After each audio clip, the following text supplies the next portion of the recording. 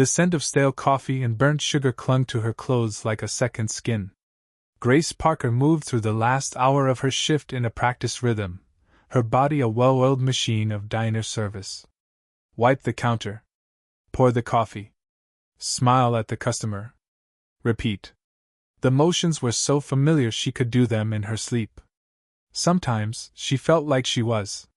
The only thing that felt real was the simple silver wedding ring on her left hand, a cool, constant weight that reminded her who she was waiting for. Finally, the bell above the door chimed for the last time. She flipped the sign to closed, the neon letters of the Neon Spoon sign outside casting a garish pink and blue glow into the empty diner. She grabbed her thin jacket, the fabric already feeling useless against the chill that had settled in. Outside, the promised LA drizzle had turned into a full-blown storm. Rain hammered the pavement, turning the Arts District alleys into slick, dark mirrors. Grace huddled under the diner's failing awning, the flickering neon sign above her sputtering in a sad, electric rhythm. She pulled out her phone to text Mark. He was already 15 minutes late. Her thumb hovered over the screen when it buzzed, a harsh vibration against her cold palm. One message. From Mark. It's over. The car's paid off. The rest is your problem. The words didn't make sense. Not at first. They were just black letters on a white screen. She read them again. And again. The rain didn't care about her confusion. A cold drop slid from the edge of the awning and traced a path down her neck, making her shiver violently. He wasn't late. He wasn't coming. The phone slipped from her numb fingers, clattering onto the wet concrete. She didn't bother to pick it up. A hollow numbness spread through her chest, a cold worse than the rain. She was stranded. Not just in the alley, not just for the night. The life she had built, the future she had counted on, had just been washed away in a 10-word text. Her thin waitress uniform was soaked through in seconds, clinging to her skin. Headlights cut through the downpour, two sharp beams slicing through the sheets of rain. A long, black sedan moved with a silent, predatory grace, pulling up to the curb directly in front of her. It didn't belong here, among the overflowing dumpsters and graffiti-stained walls. It was too clean, too expensive, too dark. Grace froze, her heart hammering against her ribs. She was a woman alone in an alley at night. This was how horror stories began. The back window slid down with a faint, expensive hum, revealing a man inside. He was impeccably dressed in a dark suit, his face carved from sharp angles and shadows. His eyes locked onto hers, intense and unreadable. He didn't speak. The passenger door opened and a mountain of a man in a black coat got out. He opened a large black umbrella and, in 3 quick strides, was standing over her, shielding her from the relentless downpour. The sudden silence from the rain was deafening. A voice, low and resonant, came from the man in the car. It cut through the night with absolute authority. A man who leaves his wife in the rain is no man at all. His gaze never left her face, pinning her in place. Get in. Her body moved on autopilot, a marionette pulled by unseen strings. One moment she was shivering in the alley, the next she was sinking into the buttery leather of the sedan's back seat. The door clicked shut, sealing her inside a world of silence and the faint, clean scent of something expensive. The city outside became a watercolor painting of blurred neon and rain, the chaos of the storm reduced to a silent film. She sat perfectly still, her soaked uniform dripping onto a plush floor mat, feeling like a stray animal brought in from the cold. The man beside her, Ethan Knight, said nothing. He simply stared out his own window, his profile a hard, unyielding line against the passing city lights. The car glided into a private underground garage and stopped. The driver opened her door, and she was led into a silent elevator that shot upwards so fast her ears popped. When the doors opened again, they opened directly into a sprawling apartment. Grace's breath caught in her throat. The space was enormous, a palace of glass and steel perched at the top of the world. Floor-to-ceiling windows wrapped around the entire room, showcasing a breathtaking panorama of the rain-lashed city below. The furniture was minimal, expensive, and cold. It felt less like a home and more like a statement of power. This was his cage, and the view was of the world she could no longer touch. "There's a shower through there." Ethan's voice was calm, a low rumble that filled the sterile silence. He pointed toward a dark wood door. "You'll find clothes in the closet. I've had food sent up."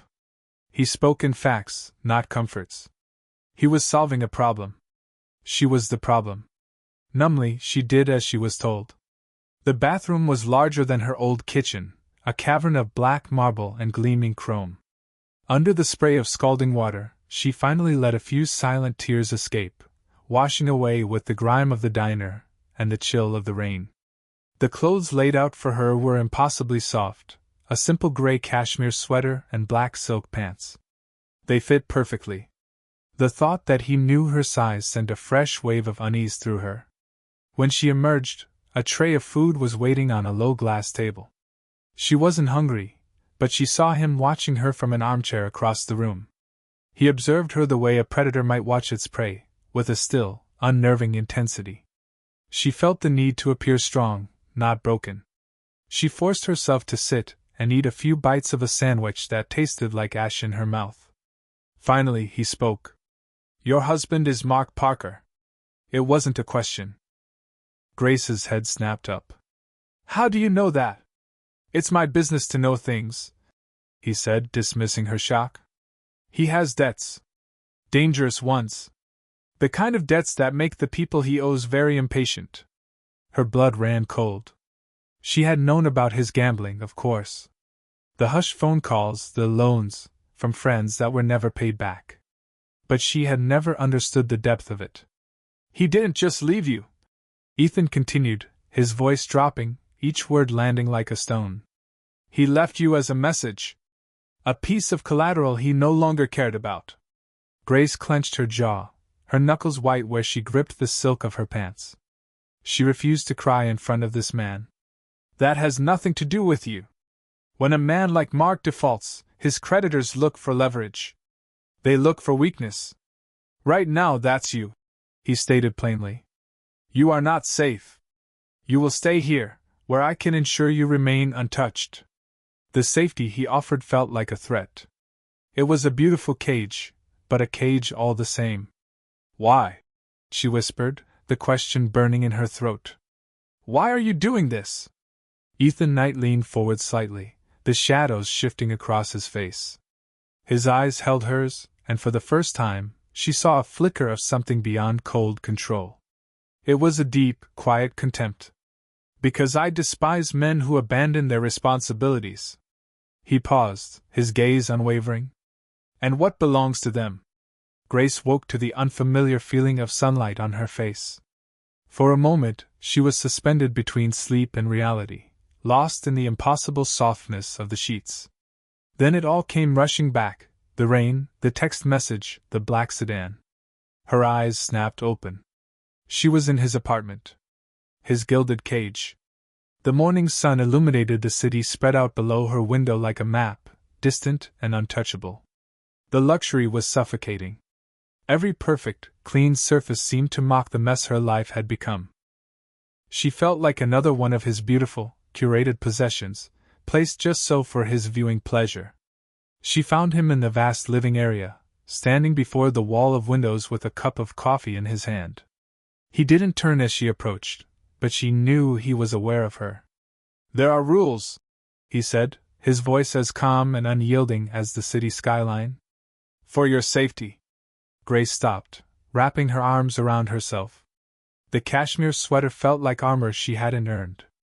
"You will not leave this building without my knowledge," he continued, finally turning to face her. His eyes were dark, giving nothing away. "And you will cut off all contact with your old life. No calls, no messages. The people Mark owes money to will be looking for you. Any connection you make is a breadcrumb leading them straight to this door." A cold knot of anger and fear tightened in her stomach. He wasn't asking. He was telling her. "So I'm a prisoner." "You are protected," he corrected, his tone leaving no room for argument. That night, they ate dinner in a silence that felt louder than a scream. The dining table was a long stretch of dark, polished wood that could have seated 20. They sat at opposite ends, the distance between them a physical representation of the power he held over her. He watched her pick at her food, his gaze intense and analytical. "Tell me about Mark," he said suddenly. "What did he tell you about his business?" Grace's fork clattered against her plate. It felt like an interrogation. "He told me he was in sales. He was a good liar. He borrowed money from my associates," Ethan stated. "Small amounts at first. Then larger. He used your name as collateral on the last loan." The food in her stomach turned to stone. He had used her. Sold her. Thrown her away when her value ran out. A hot surge of defiance burned through her shame. She lifted her chin, meeting Ethan's gaze head-on. "My marriage is over," she said, her voice shaking slightly but firm. "The man I thought I knew doesn't exist. But my life is not your business." A flicker of something, surprise, maybe even respect, crossed his features. He leaned back in his chair, studying her. The air between them crackled, charged with a new kind of tension. It wasn't just about rescuer and victim anymore. It was a clash of wills.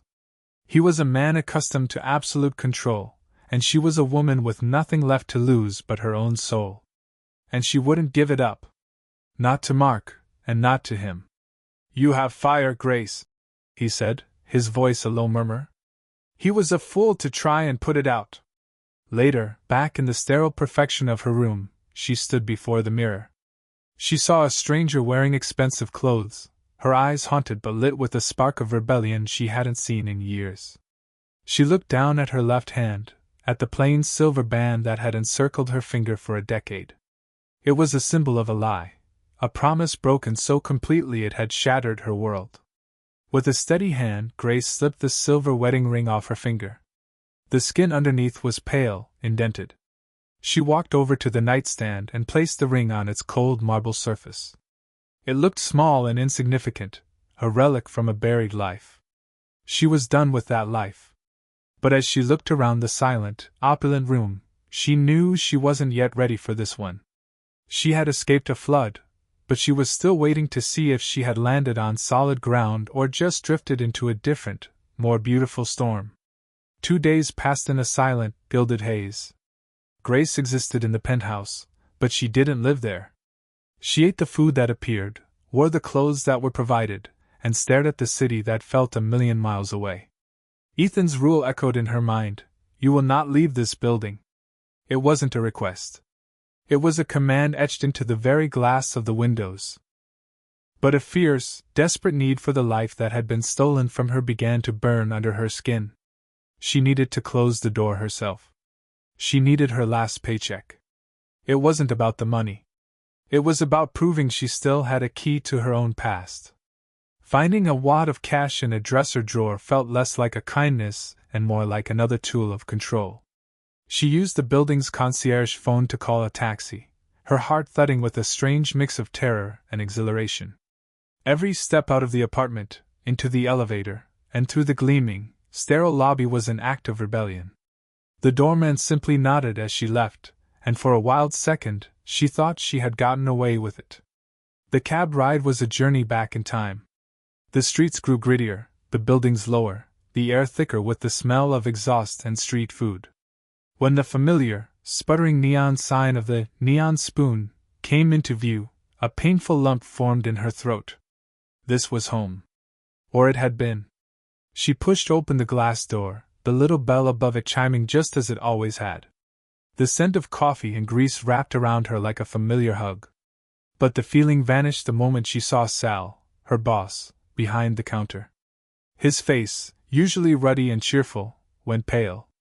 "Grace," he stammered, wiping his hands nervously on his apron. "I wasn't expecting you." Her coworkers, huddled by the coffee machine, went quiet. Their smiles were tight and brittle. The easy warmth she remembered was gone, replaced by a thick, anxious tension. She was a ghost here now, haunting the place she used to belong. "Just came for my last check, Sal," she said, trying to keep her voice steady. He fumbled under the counter and quickly pushed a thin envelope toward her. "Here." It's all there. He wouldn't meet her eyes. He just wanted her to leave. The message was clear. She was trouble now. Her presence was a contagion. Clutching the envelope, Grace turned and walked out, the little bell chiming her goodbye. The street felt colder than before. She stood on the curb, the flimsy envelope feeling like the last piece of her old identity. A chill washed over her, one that had nothing to do with the wind. She felt eyes on her. Across the street, leaning against a graffiti-stained wall, were two men. They weren't looking at the traffic or their phones. They were looking directly at her. Their stillness was predatory, their focus absolute. They were waiting. For her. The men Mark owed money to. A cold, sharp spike of fear pierced through her defiance. Ethan wasn't being paranoid. He had been right.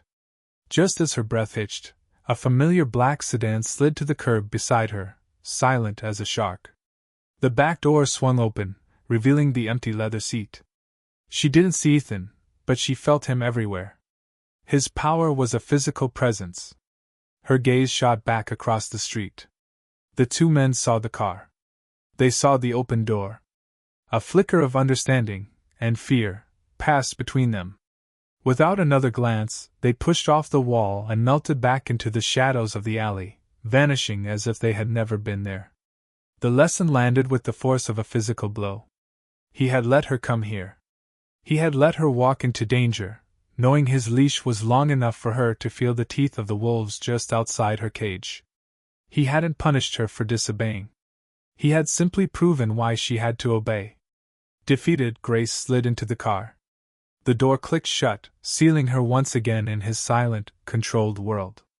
As the sedan pulled away, she looked back at the neon spoon, its sign flickering in the twilight. It was no longer a signpost for home.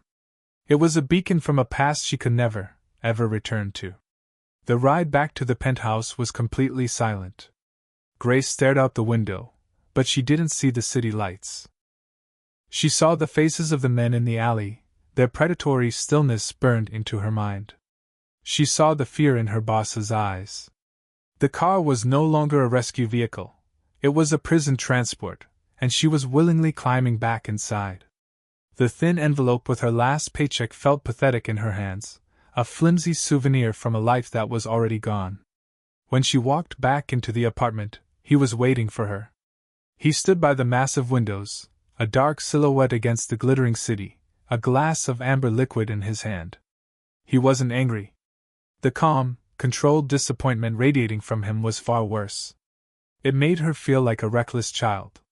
She stopped in the middle of the vast room, the silence stretching between them until it was thin and sharp. She wouldn't apologize. She had needed to see for herself. He took a slow sip from his glass, his eyes never leaving her face. "You see now," he said, his voice a low, quiet rumble that carried more weight than a shout. It wasn't a question. It was a final, damning statement. Grace swallowed, her throat dry. She could only nod.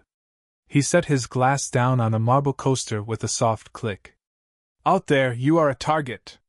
A loose end from your husband's pathetic life. They would have used you to send a message to him, and then a message to me." He took a step closer, closing the distance between them until she had to tilt her head back to meet his gaze. "In here you are safe." His proximity was overwhelming. He smelled of whiskey and clean, expensive soap. He was her protector, her jailer. The two roles were tangled together so tightly she couldn't see where one ended and the other began. "So I'm your problem now," she said, the words coming out as a bitter whisper. "You are my responsibility," he corrected, his tone unwavering. He made his proposal, laying it out not as a choice, but as the only logical conclusion. "Stay with me. Live here, under my protection. You will want for nothing. I will handle Mark. I will handle his debts. I will erase him from your life."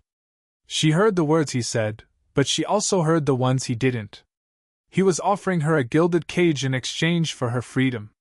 He wanted her presence. He wanted her here, where he could see her, control her, possess her. It was a transaction, cold and clear. Her life for her obedience. Her safety for her soul. And the most terrifying part? A traitorous piece of her wanted to say yes without question. The fear of being alone, of facing those men in the alley, was a raw, primal thing. Ethan Knight was dangerous, but he was a shield against a world that had suddenly shown its teeth. The complicated pull she felt toward him was a confusing mix of gratitude, fear, and a dark, simmering attraction. She had no other options. Her old life had bolted its doors. Her friends were afraid of her. She had a few $100s in a flimsy envelope and the clothes on her back. He had an empire. It wasn't a choice. It was a surrender. But she would not surrender completely. Grace lifted her chin, forcing herself to hold his intense gaze. She would not be a broken thing he had collected from the rain. "Okay," she said, her voice small but clear in the cavernous room. She saw the finality settle in his eyes, the subtle relaxation of his shoulders. He thought he had won. She took a breath. For now. The words hung in the air between them, a single thread of defiance in a tapestry of submission. It wasn't a permanent contract. It was a lease. And she was the one who would decide when it expired. A slow, dangerous smile touched the corner of Ethan's mouth. He hadn't expected that. He had expected tears or a fight or grateful acceptance. He hadn't expected terms. He tilted his head, studying her with renewed interest. The unspoken contract was sealed, not with a signature, but with a challenge. He had rescued her, and now, he realized, the real battle had just begun. The days began to blur into a single, unending stretch of quiet luxury. Grace found a strange rhythm in the silence of the penthouse. She would wake with the sun, read from the endless collection of books on the shelves, and watch the city below her window breathe and move like a living thing. She was a ghost in Ethan's life, a silent observer in a world she didn't belong to. A fragile, temporary peace had begun to settle over her, the kind that comes when you've accepted you have no control. The fear was still there, a low hum beneath the surface, but it was manageable. The illusion shattered with a single, jarring buzz from the apartment's intercom. She pressed the button, her hand trembling slightly. "Yes? Ms. Parker," a crisp, professional voice from the front desk replied. "There is a man here in the lobby. A Mr. Mark Parker. He claims he is your husband and is demanding to see you." Grace's blood turned to ice. Mark. Here. The name felt like a curse on her tongue. It was impossible.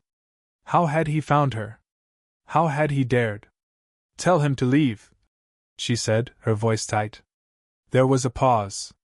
"He's causing a disturbance, ma'am. He refuses to leave."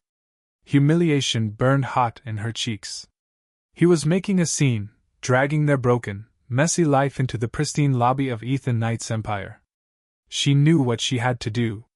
She couldn't hide up here and let Ethan's staff deal with the mess she had inadvertently brought to their door. Taking a deep, shaky breath, she said, "I'm coming down."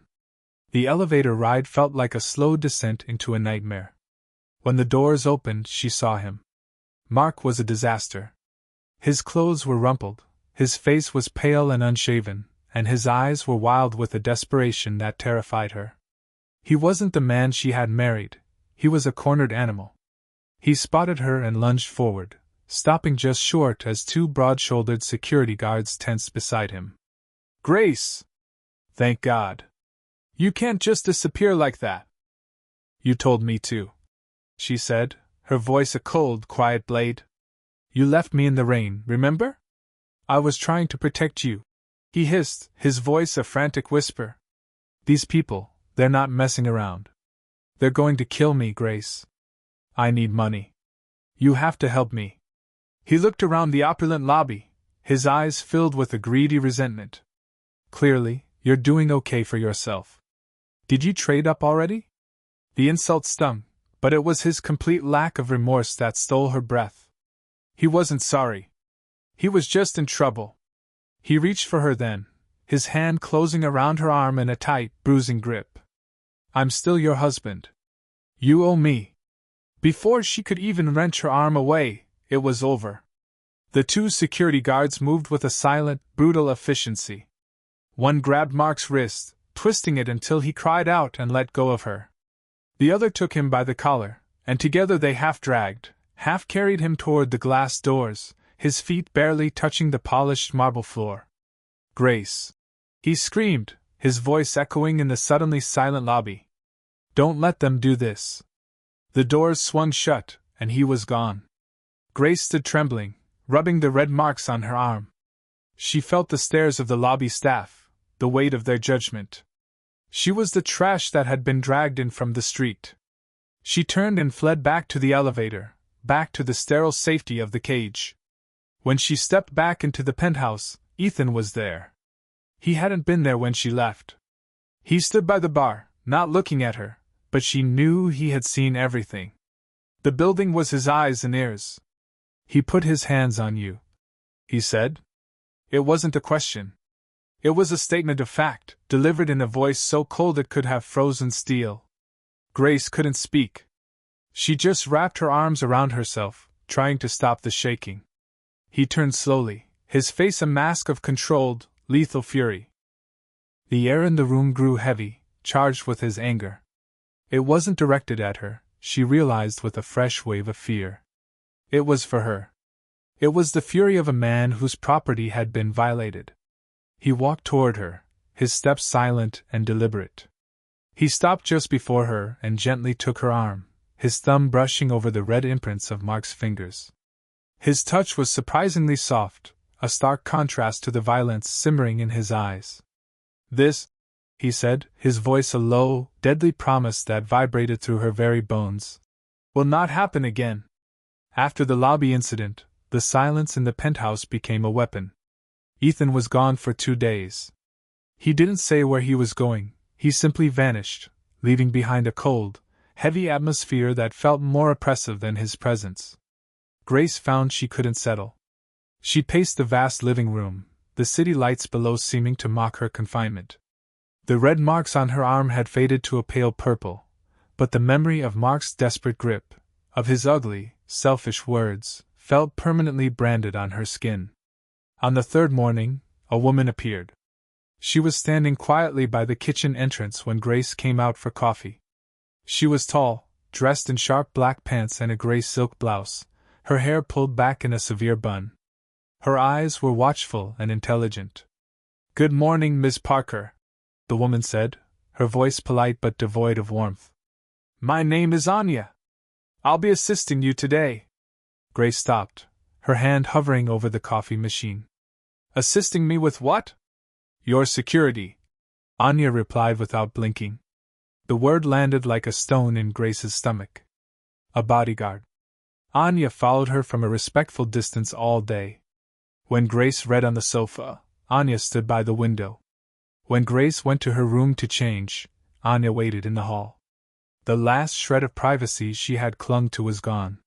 She was no longer just a guest under his protection, she was a package to be guarded. That evening, Ethan returned. He walked into the apartment looking tired, his jaw tight with a tension that seemed to vibrate off him. He barely glanced at Anya before dismissing her with a flick of his head. The woman vanished as silently as she had appeared. He loosened his tie, his movements sharp and weary. "We need to talk." He led her to his study, a room she had never been in before. It was dark and masculine, lined with books and smelling of leather and whiskey. He didn't offer her a seat. He went straight to a large map of the city pinned to one wall. "Mark's debts are not to small-time loan sharks," he began, his voice flat and devoid of emotion. "He owes the Falcone family." The name meant nothing to Grace, but the way he said it sent a chill down her spine. "They are my rivals," he continued, turning to face her. "And they are not reasonable people. When they learned he was your husband, and that you were with me, the nature of the debt changed. You are no longer just collateral for Mark's failures. You are now leverage against me." Her breath caught. It was all spiraling, pulling her deeper into a world she couldn't begin to understand. "So what does that mean?" "It means Anya stays. It means you don't take one step outside that door," he said, his voice hardening. It means your life as you knew it is over. For now, this is your entire world. Something inside her snapped.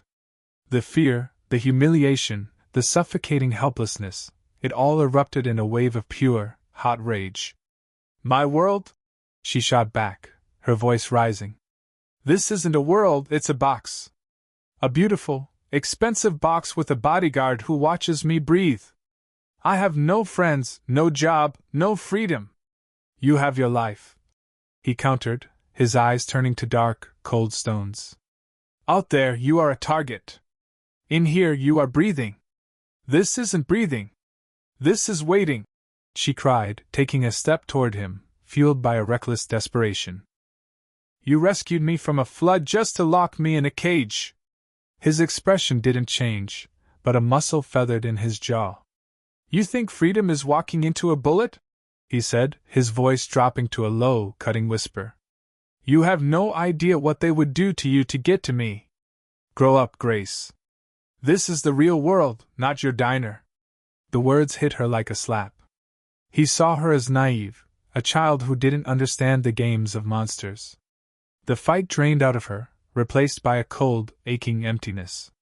There was a wall between them now, built of his power and her helplessness. He wasn't her rescuer anymore. He was her warden. He watched her for a long, silent moment, then turned his back on her, a clear and final dismissal. The conversation was over. Grace stood alone in the middle of his study, surrounded by the trappings of his power, feeling more trapped and more alone than she had in the rain-soaked alley. She turned and walked out, the silence she left behind as final as a locked door. The angry silence that followed their fight was thicker than the glass of the penthouse windows. For 3 days, Grace and Ethan moved through the apartment like ghosts haunting the same house, never speaking, never meeting each other's eyes. Anya, her silent shadow of a bodyguard, was a constant, unnerving presence, a physical manifestation of the wall between them. Meals were left for her on trays. Questions were relayed through staff. He had reduced her to a problem to be managed, and she had retreated into a cold, resentful shell. She was a prisoner, and he was the warden. The truth of it was a bitter pill she swallowed every morning. The shift happened late one afternoon. Ethan was in his study when his phone rang. Grace, reading a book on the sofa in the living area, heard the low, clipped tones of his voice, sharper and harder than usual. A few minutes later, he strode out of the room, his face a mask of granite. He didn't even look at her as he passed, barking orders into his phone. Double the detail. I want eyes on every corner. Now. The front door to the apartment clicked shut behind him, leaving a ringing, anxious silence in his wake. Anya, who had been standing impassively by the windows, straightened her posture. Her eyes, which were always watchful, now seemed to scan every shadow. The tension in the air was suddenly a living thing, coiling in Grace's stomach. Something was wrong. Something had escalated beyond her petty rebellion. Ethan returned hours later, long after the city had become a sea of glittering lights. He found her in the exact same spot on the sofa, the book forgotten in her lap. He looked different. The controlled anger was gone, replaced by a grim, weary weight that seemed to settle deep in his bones. He said nothing. He walked to the low coffee table in front of her and placed a sleek black tablet on its surface. He slid it toward her. On the screen was a single photograph. Grace's breath caught in her throat. It was the Neon Spoon, her diner. The photo was taken at night, the familiar sign casting its sad, flickering glow. But across the glass front door, scrawled in huge, dripping letters of blood-red spray paint, was a single word. Nights. Her blood ran cold. It wasn't just a threat. It was an accusation. It was a claim. They were branding her, marking her as his property in the most public way imaginable. They did that last night. Ethan's voice was low, devoid of any "I told you so." It was just a statement of grim fact. The Falcone family doesn't play games, Grace. This is their opening move. They're telling the entire city that you belong to me. And that anything that belongs to me is a target. The anger and resentment she had nursed for days evaporated, replaced by a sheer, terrifying clarity. This wasn't about her freedom anymore. Her little act of defiance, going back to the diner, had been a breadcrumb that led them right to her past. "This is because of me," she whispered, her eyes locked on the violent red slash of paint. "This is because of Mark," he corrected, his voice hard. "He did more than just leave you in my path. He made you the centerpiece of a war he has no idea how to fight. He's not a gambler with a debt anymore. He's a catalyst. A lit match thrown into a room full of gasoline." Grace finally looked up from the screen, meeting his tired, intense gaze. She saw it then. The reason for the cage, the bodyguard, the rules. It wasn't about controlling her. It was about containing the chaos her ex-husband had unleashed. He wasn't her warden trying to break her spirit. He was a man trying to hold back a flood, and she was standing at the very center of the storm. The penthouse no longer felt like a prison. It felt like a bunker. And the monster she thought she was locked in with was the only thing standing between her and the ones outside. The photograph of the diner burned in her mind. Nights. A brand. A target. For days, Grace had been a ghost in the penthouse, trapped in a cycle of silent resentment and simmering fear. She watched Ethan move through his world of hushed phone calls and grim-faced meetings, a general planning a war she had stumbled into. He was trying to protect her by locking her away, by treating her like a fragile object that might break. But she wasn't an object. She was the one who knew the enemy. Passive resistance was a luxury she could no longer afford. Waiting for him to solve this was a form of surrender, and she was done surrendering. She found him in his study, standing over a large table covered in maps and surveillance photos. His focus was absolute, his jaw tight. He was a predator hunting a threat, and he was hunting it with brute force and intelligence networks. He was hunting it the wrong way. Grace walked into the room without being invited. He looked up, his eyes dark and questioning, a flicker of annoyance crossing his face at the interruption. She didn't flinch. "You're going about this all wrong," she said, her voice clear and steady in the quiet room. He raised an eyebrow, a silent, dangerous challenge. "Is that so? You think this is about money?" she continued, taking another step toward the table, toward him. "You think Mark is just a desperate man with a debt. He is. But that's not what drives him." Ethan crossed his arms, his posture radiating impatience. "Enlighten me." "It's his ego," Grace said, the words landing with absolute certainty. "Mark would rather be broke and have everyone think he's a winner than be stable and admit he failed. He doesn't want money. He wants to beat the system. He wants to beat you. You're the biggest man in the room, and he wants to be the one who takes you down. The Falcone family isn't using him. He's using them to get his shot." She knew it with a certainty that came from a decade of watching him preen over small victories and crumble over minor slights. His pride was a fragile, monstrous thing. The annoyance in Ethan's eyes slowly dissolved, replaced by a sharp, calculating interest. He had files on Mark's finances, his associates, his every pathetic move. But he didn't have this. He didn't have the key to the man's soul. He stared at her for a long moment, truly seeing her for the first time not as a victim or a responsibility, but as something else entirely. "Go on," he said, his voice a low command. She moved to the table, her eyes scanning the photos of Mark leaving a bar, Mark talking on a payphone. "You're tracking him like a criminal," she said, pointing to a photo. "But you need to track him like a narcissist. Where does he go to feel important? What does he do to feel powerful? Forget the money. Find the weakness in his pride, and he'll fall apart." Ethan uncrossed his arms and leaned over the table, his shoulder almost brushing hers. He pushed a thin file toward her. "These are his known associates." Grace opened it. She saw faces she vaguely recognized, men from the periphery of her old life. But she also saw what Ethan's men had missed. She tapped a picture of a flashy, low-level bookie. This one. Tony. Mark always said Tony was an idiot, but that he knew how to make a man feel like a king. Mark won't be hiding. He'll be with someone who makes him feel like he's already won. A new kind of energy filled the room. The cold distance between them was gone, replaced by the focused hum of a shared purpose. They were no longer warden and prisoner. They were strategists. He laid out intelligence reports, and she provided the human context, translating the cold data into the predictable patterns of a man she knew better than anyone. For the first time since she'd sunk into the leather of his car, Grace felt a flicker of power.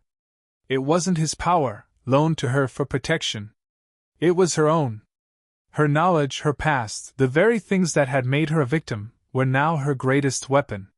Ethan Knight had seen a damsel in the rain, a problem to be contained. Now, as they stood shoulder to shoulder mapping out their enemy's downfall, he saw an asset. He was no longer just protecting a possession.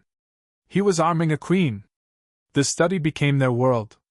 The sprawling penthouse with its silent, sterile rooms faded away, and all that existed was the dark wood, the soft glow of the desk lamp, and the man standing beside her. The maps and photos on the table were no longer just evidence of a threat.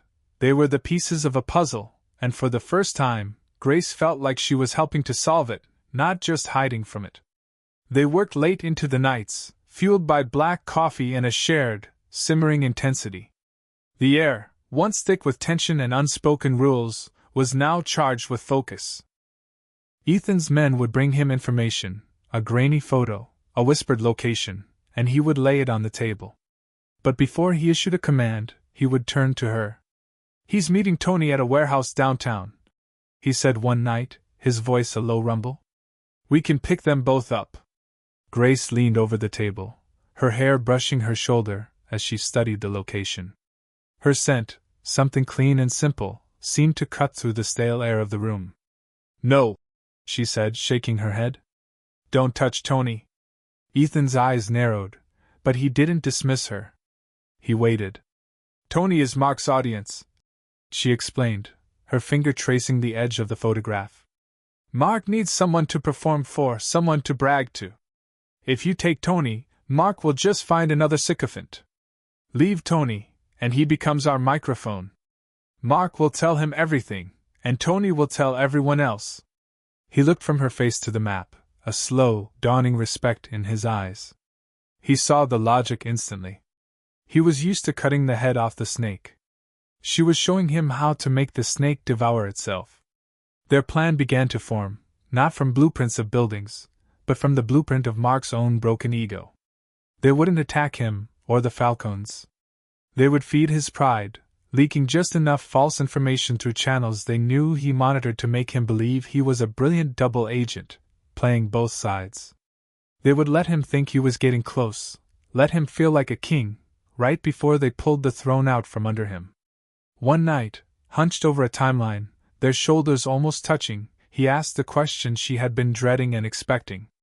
"Why did you stay with him for so long?" Grace didn't look up from the papers. "I thought loyalty was a virtue," she said, her voice quiet. "I thought if I was just loyal enough, good enough, he would eventually be the man I thought he was." She finally lifted her head, her gaze meeting his in the dim light.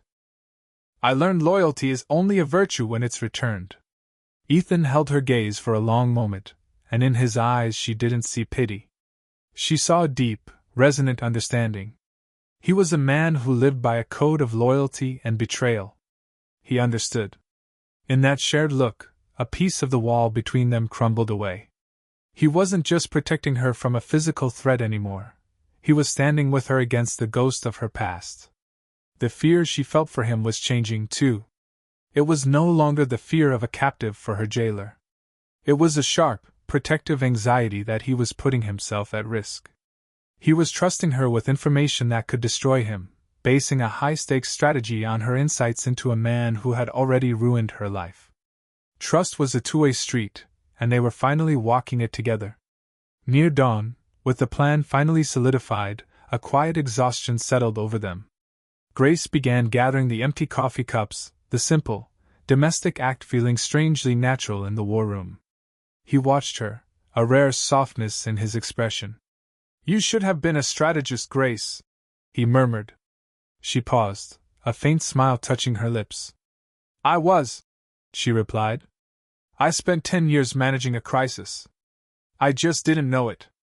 He returned the smile, a small, almost imperceptible shift at the corner of his mouth, but it changed everything. It was the first time she had seen him look at her not as a problem to be solved or an asset to be used, but simply as a woman he respected. The dependency she had felt on that first night in the rain was gone. In its place, something far more complicated and far more dangerous was beginning to grow. A partnership. The study had become their sanctuary. In the quiet, focused bubble of their late-night planning sessions, the rest of the world fell away. The fear was still a ghost in the room, but it no longer sat between them. Now, it was a shared enemy they faced together, shoulder to shoulder. A fragile, unspoken trust had taken root in the space where anger and suspicion used to be. Grace watched Ethan, saw the way his mind worked, the sharp, decisive lines of his logic. And he, in turn, listened to her, truly listened, valuing her insight as a weapon he hadn't known he possessed. They were mapping out the final stages of their plan to expose Mark to the Falcons when a sharp knock came at the study door. It was the first time anyone had dared to interrupt them. Ethan's head snapped up, his eyes instantly cold and hard. Enter. The door opened and his driver, a mountain of a man named Leo who rarely spoke, stepped inside. He held a thin manila folder, and the look on his usually impassive face was grim. He didn't look at Grace. He walked directly to Ethan and placed the folder on the table between them. This just came in, Leo said, his voice a low rumble. You need to see it now. He gave a curt nod and left, closing the door softly behind him, leaving a heavy, anxious silence in his wake. Ethan stared at the folder for a long moment, his body perfectly still. Grace's heart began to hammer against her ribs. Something was wrong. This was different. This wasn't part of their plan. He finally reached for the folder, his movements deliberate. He opened it. As his eyes scanned the first page, Grace saw a change come over him. It was terrifying. The controlled focus vanished, replaced by an absolute, chilling stillness. A muscle in his jaw clenched so tightly she thought it might break. The fury that rolled off him wasn't hot, it was glacial, a killing cold that sucked all the warmth from the room. What is it? She whispered, her voice barely audible. He didn't answer. He slowly slid the folder across the polished wood of the table until it stopped directly in front of her. His eyes, dark and unreadable, locked onto hers. He was giving her a choice. To look or not to look. Her hand trembled as she reached for it. Inside were photographs. The first one showed Mark sitting in a sterile-looking coffee shop, talking to two men in cheap, ill-fitting suits. They weren't mobsters. They looked like accountants. They looked like cops. She flipped to the next photo. It was a long-lens shot of Mark shaking hands with one of the men as he got into a generic government sedan. Beneath the photos was a single sheet of paper. A document, heavily redacted, but the words at the top were brutally clear. Confidential informant file, Parker, Mark. The words blurred. Grace felt the air leave her lungs in a sharp, painful rush. It wasn't about the Falcons. It was never just about the Falcons. Mark hadn't just stumbled into Ethan's world and used her as a shield. He had targeted it. He had walked willingly into an FBI field office, a pathetic man with a gambling debt, and offered them a prize, Ethan Knight. He was trying to use her, his own wife, as bait to get close enough to destroy the one man who had shown her any kind of protection. The text message, leaving her in the rain, it wasn't just abandonment. It was the first move in his twisted, selfish game. A wave of nausea washed over her. The betrayal was so absolute, so profoundly malicious, it felt like a physical poison spreading through her veins. She looked up at Ethan.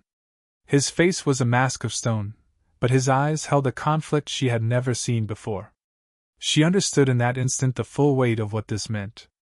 To his world, an informant was the lowest form of life. A rat. And there was only one way to deal with a rat. He now had every reason, every justification, to have Mark eliminated. Permanently. But he was looking at her. He saw the devastation on her face.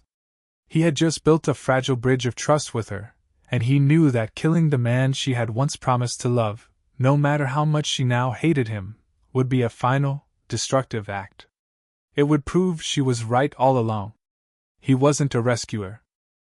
He was just a monster with a different code. The trust between them would be shattered, and she would be truly and utterly alone, trapped with a killer. His code demanded Mark's death. But the look in his eyes told her that for the first time, his code was at war with something else. And she was the battlefield.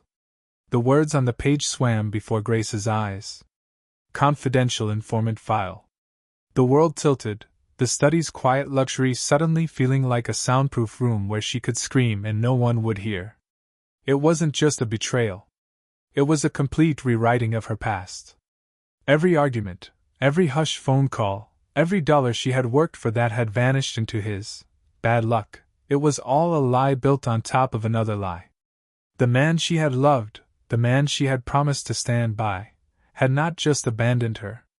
He had tried to sell her, trade her, use her as a key to lock another man in a cage to save his own pathetic skin.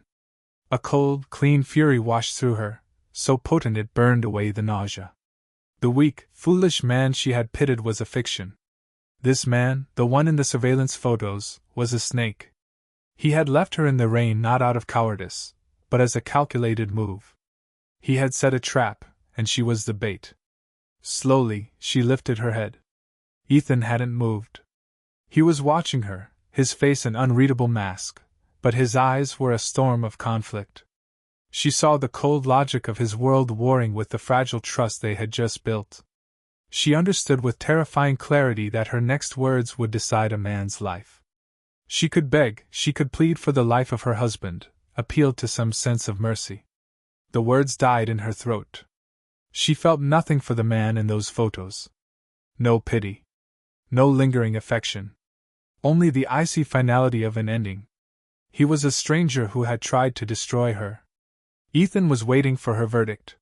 He was giving her the power, a test she hadn't asked for but had to face. Would she cling to the ghost of her past, or would she choose the dangerous, uncertain present?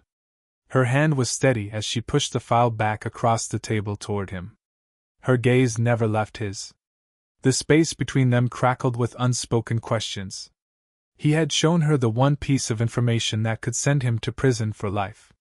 He had handed her a weapon, trusting she wouldn't use it against him. He was trusting her loyalty over a decade of marriage. The choice wasn't a choice at all. It was a reflex. Mark had severed the last thread connecting them when he'd sent that text. Now, he had tried to burn the whole world down. Her world. He used me, she said, her voice quiet but hard as steel.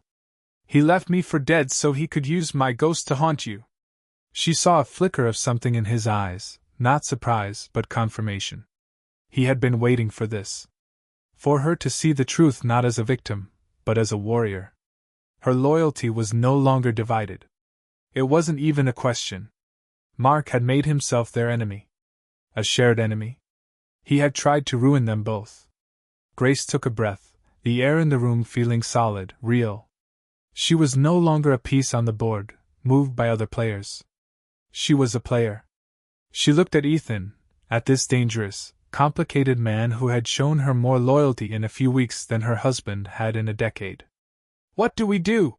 she asked. The word hung in the air between them, small but immense. We. The tension in Ethan's shoulders seemed to dissolve.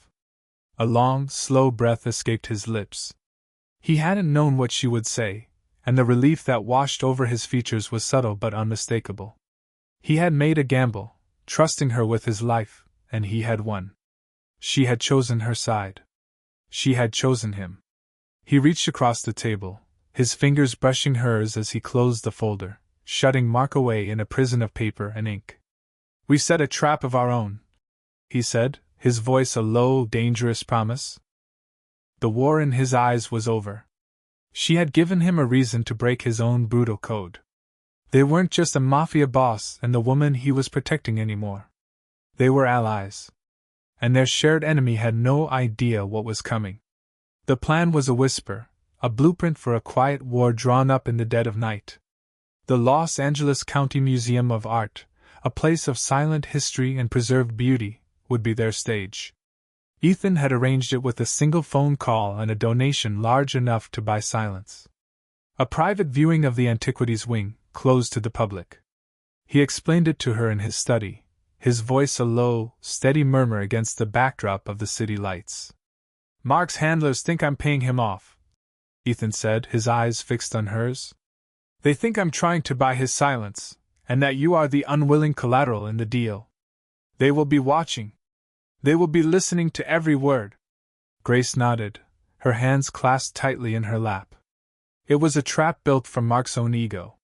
He would walk in believing he was the master puppeteer, the clever informant about to deliver the biggest prize of his life. He would have no idea he was the pawn, and that the board had been set by the very people he sought to destroy. After Ethan left her to prepare, she walked into the sterile perfection of her bedroom. Her gaze fell on the nightstand. The plain silver wedding ring sat there, just where she had left it.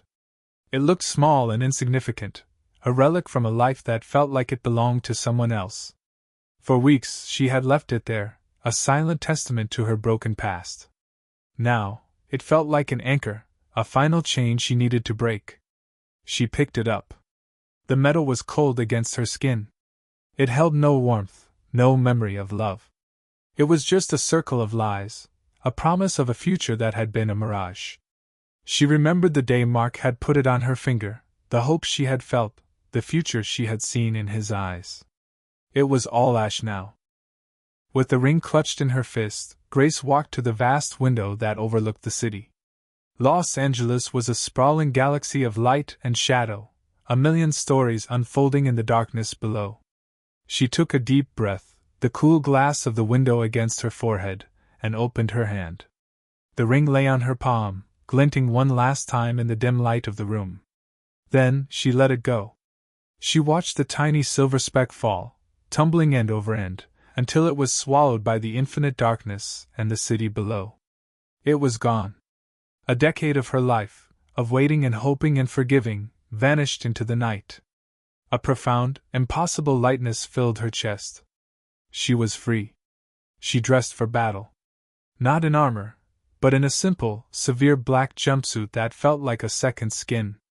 It was elegant but practical, a statement of intent. When she looked in the mirror, she no longer saw the weary waitress from the neon spoon. She saw a woman who had walked through a storm and refused to drown. Her eyes were clear, her expression calm. She was ready.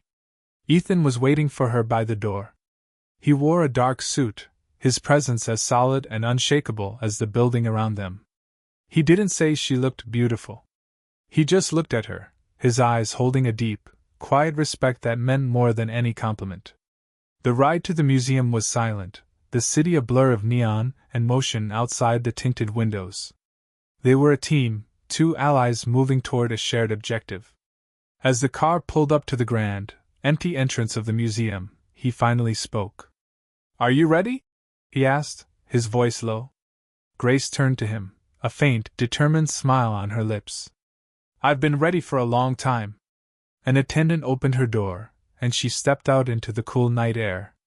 The museum loomed before her, a silent palace of stone and glass. She walked toward the massive doors, Ethan a half step behind her, a silent, powerful shadow. This wasn't a rescue. It wasn't a surrender. She was not a victim being led to a confrontation, or a prize being moved across a board. She was a queen, stepping onto the field of her own free will, to claim her life and end the game on her own terms. The air inside the museum was cold and still, carrying the scent of dust and centuries of silence. Their footsteps echoed on the polished marble floors, the sound swallowed by the cavernous ceiling high above. They walked through a hall of silent, towering statues, Greek gods and Roman emperors frozen in stone, their blind eyes watching them pass. Grace felt their cold, eternal judgment, and was not afraid. She felt a strange, icy calm settle in her veins.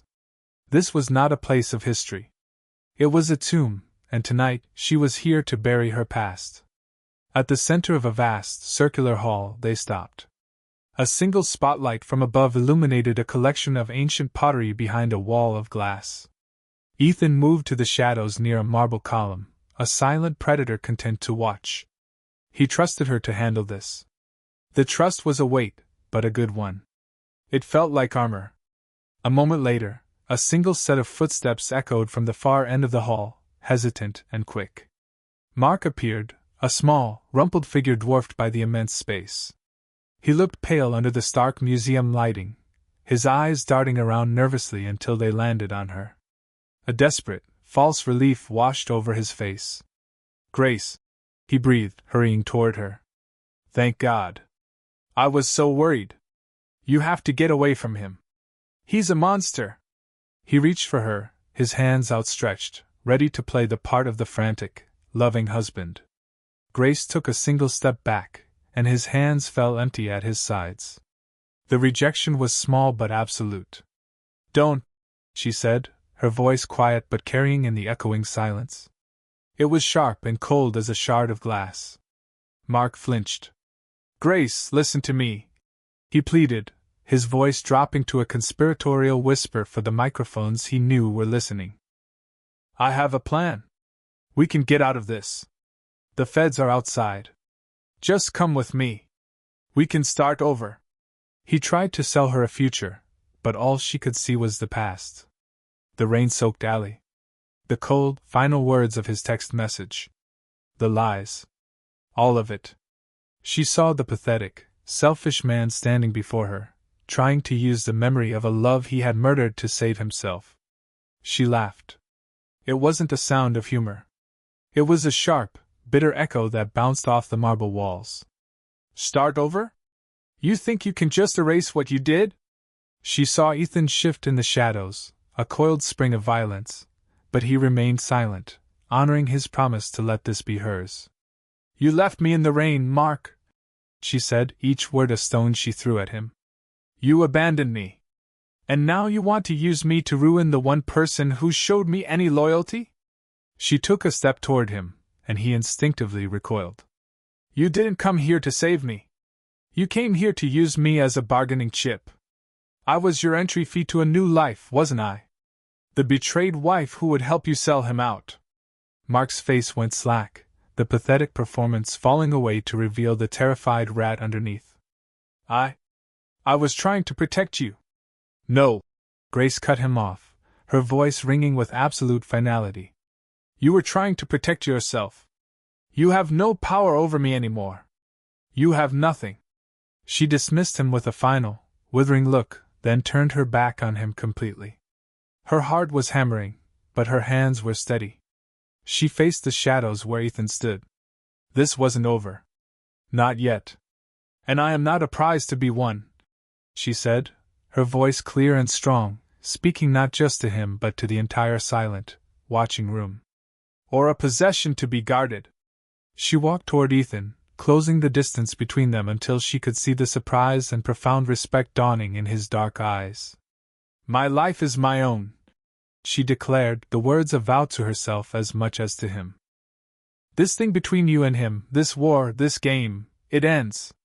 Tonight. On my terms." The echo of her own voice faded into the vast, cold silence of the hall. Grace stood her ground, her heart hammering against her ribs not with fear, but with a wild, liberating power. Mark simply stared at her, his mouth slightly open, his face a pathetic mask of disbelief and terror.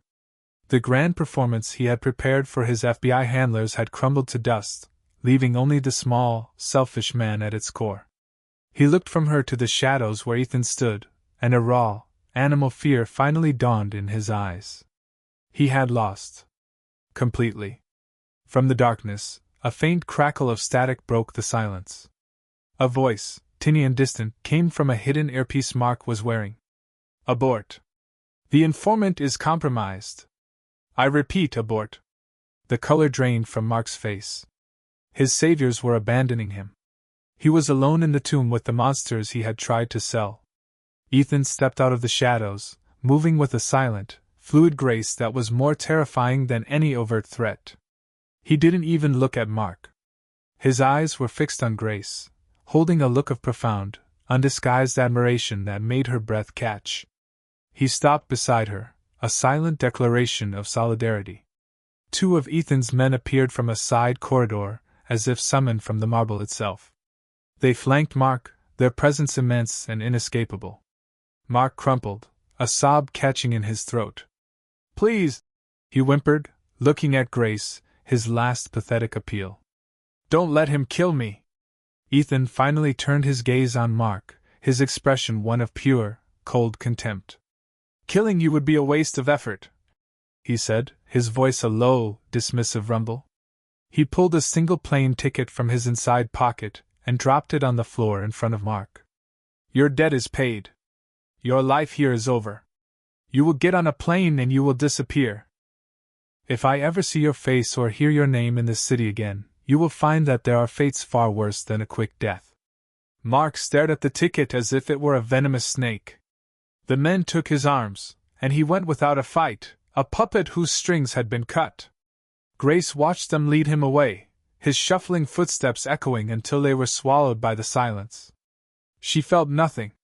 No pity, no lingering anger, no sadness. Just the quiet, clean finality of a door closing for good.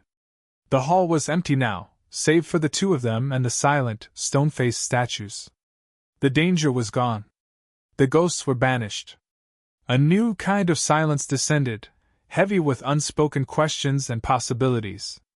It was just her and Ethan, surrounded by relics of the past, standing on the precipice of an unknown future.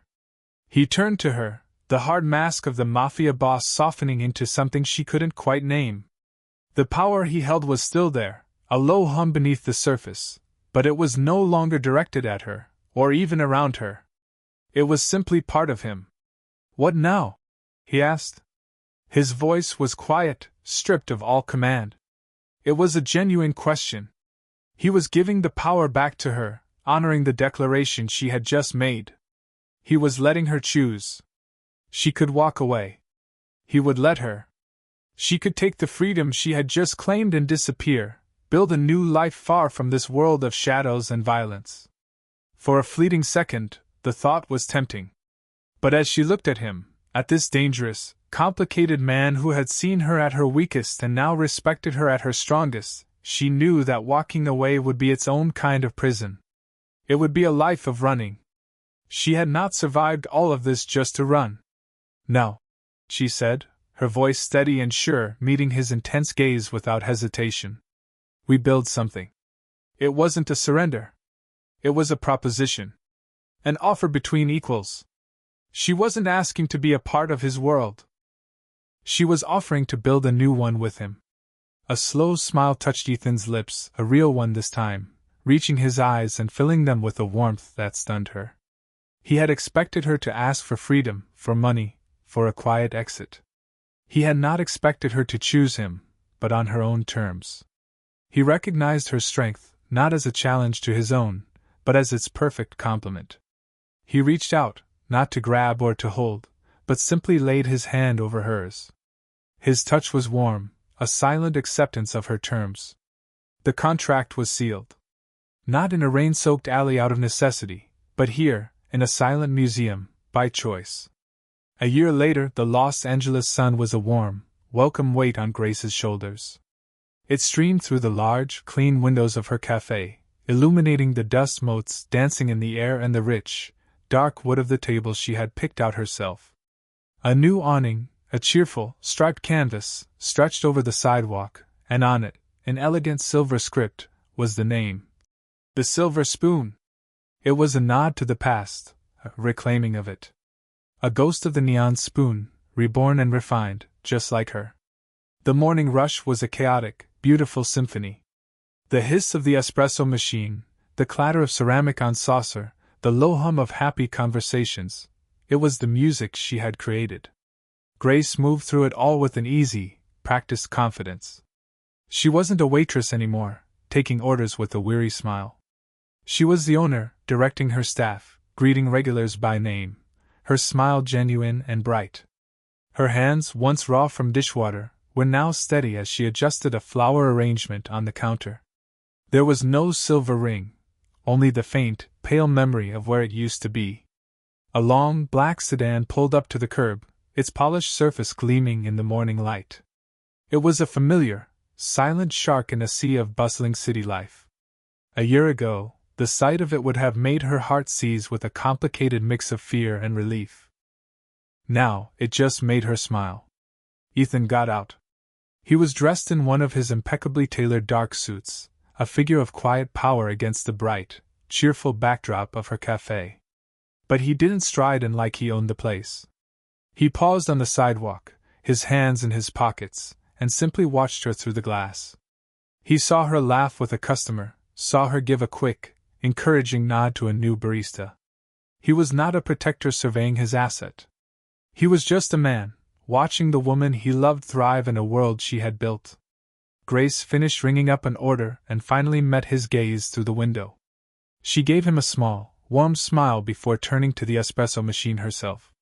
A few moments later, she pushed through the door, a ceramic cup in her hand. The little bell above the door chimed, a sound that no longer signaled the end of a shift, but the beginning of her life. She handed him the coffee. "You're late," she teased. He took the cup, his fingers brushing hers. The brief touch sent a familiar, pleasant jolt through her. "I had a meeting," he said, a rare, easy smile gracing his lips. He took a sip of the coffee, his eyes scanning the busy cafe over the rim of the cup. "Business is good." "It is," Grace replied, her voice full of a pride that was deep and entirely her own. She looked from his face to the silver letters on her awning. He had given her the money, a silent, no-strings-attached investment that was his ultimate act of trust. But he had put nothing in his name. He had honored her terms, her fierce, desperate need for autonomy. He hadn't just rescued her from the rain, he had given her the tools to build her own shelter from any storm. "And it's all mine," she added, the words a quiet, happy declaration. He looked at her, his dark eyes full of a warmth and admiration that still made her breath catch. He didn't want to own her world. He just wanted to be welcome in it. They were not a Mafia boss in his possession, a warden and his prisoner. They were a power couple who had found each other in the wreckage of a broken life, two survivors who had chosen to build something new, together. The rain felt like a lifetime ago, a bad dream from another world.